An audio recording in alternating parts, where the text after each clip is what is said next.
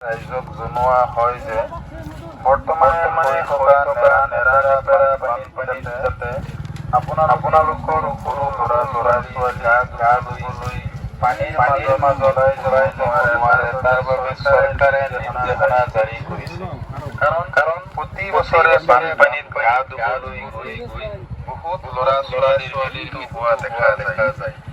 গতিকে আপোনালোকক বিনম্ৰভাৱে অনুৰোধ জনোৱা হ'ল আপোনালোকৰ ল'ৰা-ছোৱালীৰ সম্পূৰ্ণ নজৰ ৰাখক। লগতে আৰু এটা নিৰ্দেশনা জাৰি কৰিছে যে আপোনালোকে সৰু মাছ ধৰাৰ পৰা বিৰত থাকক। চৰকাৰৰ এনে সিদ্ধান্তক আদৰণি জনাই নিজে এজন সচেতন নাগৰিক হিচাপে পৰিচয় দিয়ক। ধন্যবাদেৰে গাঁও প্ৰধান বুদ্ধিজীৱী। নৈপৰীয়া ৰাইজক জনোৱা বৰ্তমানে হৈ থকা নেৰানেপেৰা বানপানীত যাতে আপোনালোকৰ সৰু ল'ৰা-ছোৱালী পানীৰ মাজত ওলাই যাব নোৱাৰে তাৰ বাবে চৰকাৰে নিৰ্দেশনা জাৰি প্ৰতি বছৰে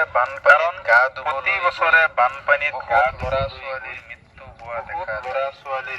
গতিকে আপোনালোকক বিনম্ৰভাৱে অনুৰোধ জনোৱা আপোনালোকৰ ল'ৰা-ছোৱালীৰ ওপৰত সম্পূৰ্ণ নজৰ ৰাখক। আৰু এটা নিৰ্দেশনা জাৰি কৰিছে আপোনালোকে সৰু মাছ মৰা কাৰ্যৰ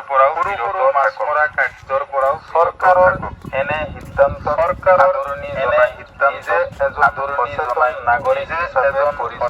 নাগৰিক হিচাপে ধন্যবাদেৰে গাঁও প্ৰধান